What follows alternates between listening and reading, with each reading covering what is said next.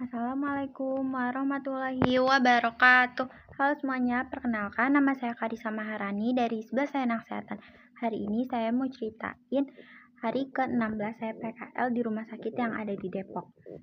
Hari ini tuh sebenarnya PKL-nya seru banget, terus juga kayak nggak tahu kenapa ngerasa lebih enak aja walaupun ada kejadian yang gitu deh pokoknya. Tapi hari ini tuh bener-bener seru, terus juga tapi serunya tuh seru yang nggak jelas, terus juga ada ngaselinnya dikit kayak gitu. Nah, aku mau ceritain hari ini tuh aku masuk pagi di jam 7.15 itu aku ikut operan tulis sama keliling gitu. Terus di jam 8-nya aku mulai mengecek tanda-tanda vital dari pasien 3.18 sampai 3.20.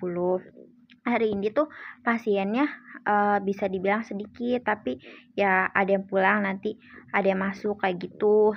Terus di sekitar di jam 8 lewat aku mengantar pasien pulang. Nah, yang nganterin keluarganya pasien ini baik banget gitu. Tadi itu dia sempat ngasih kayak kue juga ke kakak perawat, terus kakak perawatnya nawarin aku deh. Abis itu di jam 9 aku perbeden. Abis itu di sekitar 9.20 aku ngebantuin kakaknya pengkajian. Jadi kayak kakaknya yang nanya, terus nanti akunya yang TTV secara lengkap kayak gitu. Terus di setengah 10 aku juga perbedaan lagi. Nah, di jam 11 pas itu aku ganti baju pasien, bantuin pasien ganti baju. Nah, pasiennya ini tuh punya penyakit gulanya tuh yang kayak udah parah gitu loh, jadi kayak ada koreng gitu. Nah, kan dia kan mau dioperasi di kaki sebelah kiri. Terus dia tuh nggak bilang sama yang jagain dia, saya nggak tahu pak itu siapa, nggak tahu anaknya atau nggak tahu saudaranya. Karena saudaranya itu tuh panik karena si ibunya tuh katanya ngeluh sakit, ternyata di bagian dada sama di bagian sini tuh ibunya tuh ada yang luka kayak koreng gitu, terus udah berdarah-darah. Nah, di bagian dada sini itu tuh bajunya tuh udah penuh darah. Nah, kan si yang jagain itu mencet bel kan, kebetulan saya yang nyamperin. Nah, pas saya nyamperin tuh yang jagain ibunya tuh panik kayak, ini kenapa ya sus gitu. Dia nggak bilang sih ke saya kalau misalnya ada luka juga di sini, dia nggak bilang, kayaknya ini luka baru deh dia garukin gitu. Dan benar, ternyata tuh ibunya tuh selalu garukin koreng kayak gitu. Terus kayak ya udah, di sininya tuh penuh darah, di sini juga. Terus akhirnya saya bantuin ganti baju. Nah, saya tuh ganti bajunya tuh pas itu tuh pelan-pelan banget karena kan bernanah, terus ada darahnya juga, jadi kayak bajunya tuh nempel kayak gitu. Jadi saya bantuinnya pelan-pelan, dan untung ibunya juga ikut bantuin juga, maksudnya nggak yang diem aja gitu. Terus di jam 11 lewat juga aku ikut kakaknya ngecek GDS, gula darah pasien tuh pasien yang tadi, sama ada 3 lagi pasien kayak gitu. Terus di jam 11.35 aku diajak kakaknya ikut EKG, kayak kan kakaknya mau EKG kan, ngerekam jantung pasien. Terus aku diajarin, aku disuruh kayak pasang alatnya di dalam ke tubuh pasien gitu. Terus udah deh aku disuruh pencet ini gitu. Terus aku dikasih tahu kalau misal ini normal kayak gitu. Jadi aku hari ini pelajarannya yang baru adalah EKG. Jadi tahu EKG, tapi kalau misal sendiri mah belum bisa, harus didampingin. Terus di jam udah mau istirahat itu tuh jadi ada pasien udah lansia, bapak-bapak.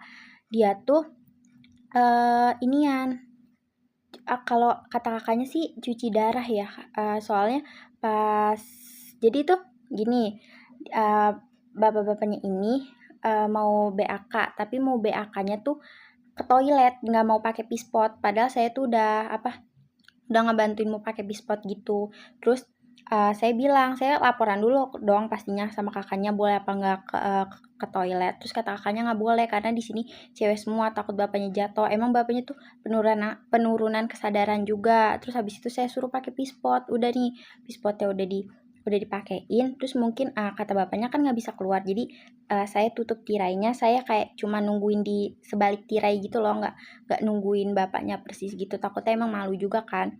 Nah, tetap aja, nggak mau. Nah, kebetulan yang nungguin itu, bukan istrinya, dia mengakui. Terus saya tuh dikasih duit, Pak Rendy sama si ibu-ibunya ini yang nungguin bapaknya 50.000. Saya disuruh turun ke bawah, disuruh beliin pampers. Terus karena kayak gitu otomatis saya izin dulu dong sama kakaknya.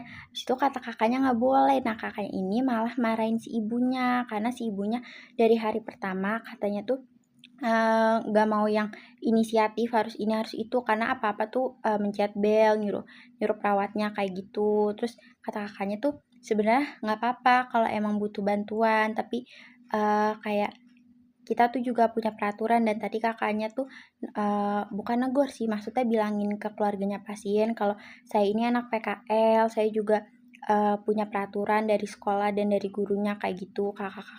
Kakak-kakaknya tuh, ngebilangin saya dan ngebilangin ibunya, ngebilangin saya, katanya, "Lain kali kalau ada keluarga pasien yang kayak gitu, kamu bilang kamu nggak boleh karena, di ruangan ini punya aturan, terus kamu juga kan dari sekolah, kayak punya aturan sama guru kamu nggak boleh kayak gitu, karena kan turun ke bawah ya gitu, nggak boleh." Habis itu, eee, pas habis istirahat kayak gitu lagi, Pak, si bapaknya mau ke kamar mandi lagi, terus karena si perawatnya udah capek, kan kebetulan saya lagi nih yang dipanggil gitu. Karena kakak perawatnya udah capek, kakak perawatnya bilang, "Ini beneran mau buang air kecil kan, kalau pasien cuci darah tuh katanya susah buang air kecil," kayak gitu. Terus akhirnya, "Ya udah, kan mohon maaf ya Bapak, Bapak nggak bisa ke toilet, silakan pakai pispot," kayak gitu. Tetep juga Pak nggak mau, si bapak-bapaknya itu. Terus di jam 11.50 saya bantuin dokter ke ruangan fisioterapi mengambil obat. Jadi, kalau nggak salah nama dokternya itu Dokter Nadia. Nah, Dokter Nadia ini lupa bawa obat untuk pasien. Jadi saya dimintain tolong buat ambil obatnya ke ruang fisioterapi. Terus di jam 1 saya membantu Esther pengkajian. Jadi Esther yang pengkajian, saya TTV gitu. Terus di jam 1:30 saya membuang urin. Udah deh, sekian cerita dari saya. Kurang lebihnya mohon maaf. Wassalamualaikum warahmatullahi wabarakatuh. Dadah.